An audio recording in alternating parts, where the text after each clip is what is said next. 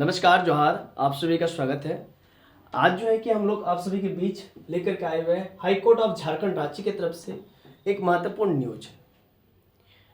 News ये है कि वैकेंसीज आई हुई है और ये वैकेंसीज के लिए कौन कौन एलिजिबल है वो क्राइटेरिया हम लोग जानेंगे। फॉर्म का क्या रेट है वो भी हम लोग जानेंगे। फॉर्म कौन कौन भर सकते हैं, इसकी सिलेबस क्या है, कौन सा पद है, ये सभी के बारे में आज हम लोग बहुत ही गहराई से डिस्कस करेंगे। देखिए यहाँ पर आपको साफ साफ लिखा हुआ है पोस्ट कौन सा है, असिस्टेंट का पोस्ट है, ठीक है ना, assistant in high court of Jharkhand. तो वैकेंसीज किसके लिए निकली हुई है भाई, तो assistant high court of Jharkhand के लिए निकली हुई है। और कितने मतलब जो है कि इसमें पोस्ट है, कितने जो है कि सीट्स है उस पर हम लोग डिस्कस करेंगे। पोस्ट तो एक ही है असिस्टेंट्स का। टोटल सीट्स 55 तो है, जिसमें वोमेन्स के लिए 2 रिजर्व्ड है और जो ब्लाइंडनेस है, शॉर्ट साइटनेस है, डीफ एंड डम है ना, हियरिंग प्रॉब्लम है, जिनका जो है कि मल्टीपल डिसेबिलिटीज से वो ग्रसित है, उनके लिए 2 सीट्स रिजर्व्ड है और गेम्स एंड स्पोर्ट्स कोटा से 1 सीट्स रिजर्व्ड है। और यहां पर आपको बता देते हैं जनरल के लिए अनरिजर्व कैटेगरी के लिए 22 वैकेंसीज है, शेड्यूल कास्ट के लिए 6 वैकेंसीज है, मतलब कि रिजर्व्ड है ना, वैकेंसीज रिजर्व्ड है। शेड्यूल ट्राइब के लिए 14 है, इसके बाद BC 1 के लिए 4 रिजर्व सीट है, BC 2 के लिए 3 रिजर्व सीट है, EWS इकोनॉमिकल वीकर सेक्शन के लिए 6 रिजर्व सीट है। तो कुल मिला के आपको बता दें टोटल सीट 55 है, जिसमें से रिजर्व सीट्स की संख्या आप देख सकते हैं, ठीक है ना, इस प्रकार से लिखा गया है, बताया गया है। और पोस्ट क्या है, असिस्टेंट के लिए पद। अब आगे देखिए इसका स्टार्टिंग कब है, कब से स्टार्ट हुआ है, 20 तारीख दूसरा महीना 2024 यानी फरवरी माह से स्टार्ट हुआ है। क्लोजिंग डेट कब है, 22/3/2024 यानी कि मार्च महीना तक चलेगा, ठीक है ना, मार्च महीना के 22 तारीख तक चलेगा। अब आपको बता देते हैं name of the post. Name of the post है assistant for high court of Jharkhand Ranchi. मतलब आपको यहां पर जो है कि झारखंड रांची की तरफ से है ना, हाई कोर्ट झारखंड रांची की तरफ से असिस्टेंट पोस्ट के लिए फॉर्म निकला हुआ है, जिसमें पे स्केल क्या है, तो लेवल 7 है इन 7 PRC के तहत 44,900 से लेकर के 1,42,400 तक का आपको सैलरी यहां पर मिल सकता है।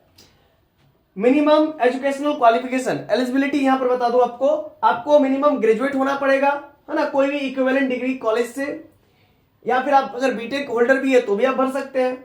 और एक बात बहुत इंपॉर्टेंट है, खास है, knowledge of working on computer with sound knowledge of typing on computer.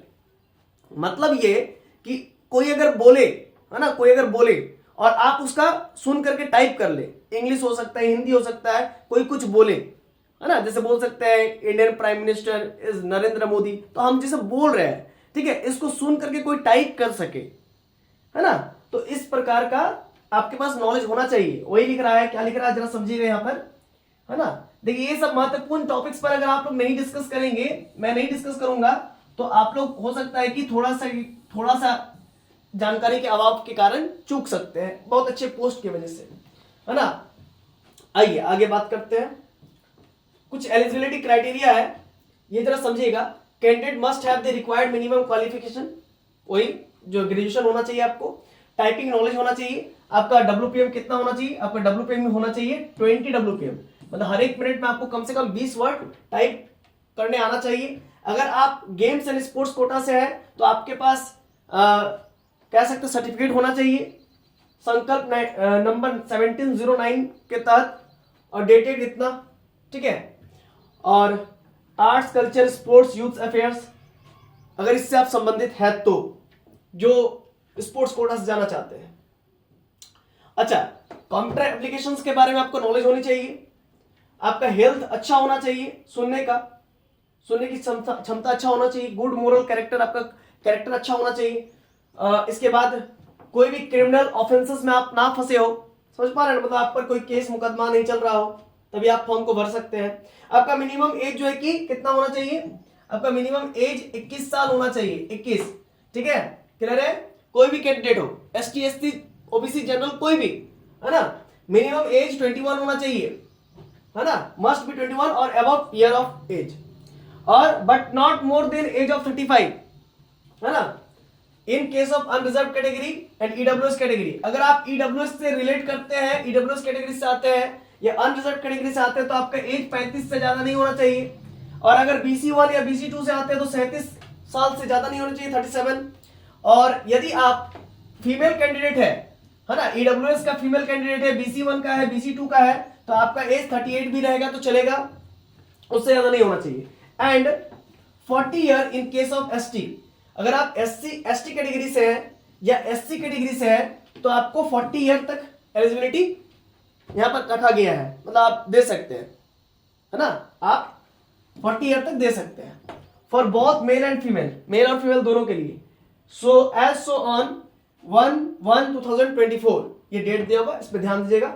The person with disability, अगर कोई मान लीजिए शरीर से जो है कि अशक्त है तो PWD कैटेगरी में आएंगे, तो will get further age of relaxation of 10 year, उनको 10 साल का छूट एक्स्ट्रा दिया जा रहा है, ठीक है। The reservation policy of the state government, आपको बताया था ये जो रिजर्वेशन पॉलिसी जितने भी है वो कौन इसका लाभ उठा पाएंगे, जो स्टेट गवर्नमेंट के पॉलिसीज के थ्रू चल रहे हैं। यानी कि आपका जो भी, अगर आप झारखंड से बिलोंग करते हैं तो झारखंड का आपका आवासीय होना चाहिए, परमानेंट आवासीय होना चाहिए, ठीक है। अगर आप ST SC कैटेगरी का फायदा उठाना चाहते हैं, ईडब्ल्यूएस का फायदा उठाना चाहते हैं, ठीक है, या OBC BC1 BC2 का फायदा उठाना चाहते हैं, तो आपके पास उससे रिलेटेड आपका डॉक्यूमेंट्स होनी चाहिए, ठीक है। यहाँ पर साफ साफ लिख दिया है, candidate belong to the state of Jharkhand only, अगर आप झारखंड स्टेट से हैं और अगर आप रिजर्वेशन का फायदा उठाना चाहते हैं तो आपके पास डॉक्यूमेंट्स होना चाहिए, ठीक है। Merit list will be prepared basis marks obtained written test, written test and personality test, viva voice test, मतलब जिसको हम लोग सिंपली इंटरव्यू कह सकते हैं, और रिटन टेस्ट और पर्सनैलिटी टेस्ट यानी कि इंटरव्यू टेस्ट, इसी दो माध्यम से आप जो है कि मेरिट लिस्ट आपका बनेगा, यही दो पर्सपेक्टिव से।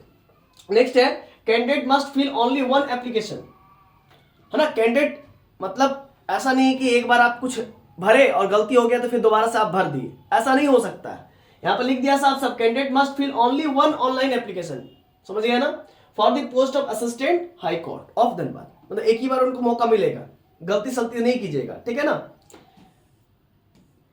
इसके बाद यहां पर और भी बहुत सारी चीजें लिखा, फैसिलिटी ऑफ डिसेबल्ड कैंडिडेट्स, जो डिसेबल्ड कैंडिडेट्स हैं उनके लिए 20 मिनट्स एक्स्ट्रा दी जाएगी, वो सब चीजें यहां पर लिखी हुई है। फिर आइए आगे और हम लोग बात करेंगे।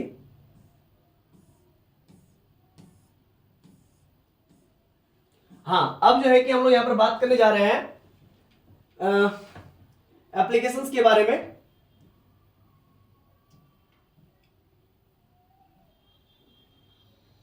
हाँ, ये तो आपको कैसे भरना है कैसे नहीं भरना है, तो ये तो आप साइबर कैफे में जाएंगे तो आप भरा सकते हैं, ठीक है। लेकिन यहाँ पर मेन जो यहाँ पर टॉपिक पर बात करेंगे एग्जामिनेशन फी के बारे में।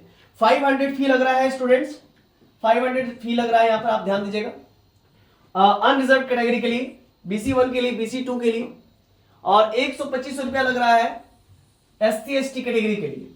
आपको बताया था 500 रुपया का फी लग रहा है अनरिजर्व कैटेगरी, EWS के लिए, BC1 के लिए, BC2 के लिए, है ना, इन लोगों के लिए 500 लग रहा है, जबकि SC ST के लिए 125 रुपया लग रहा है, ठीक है।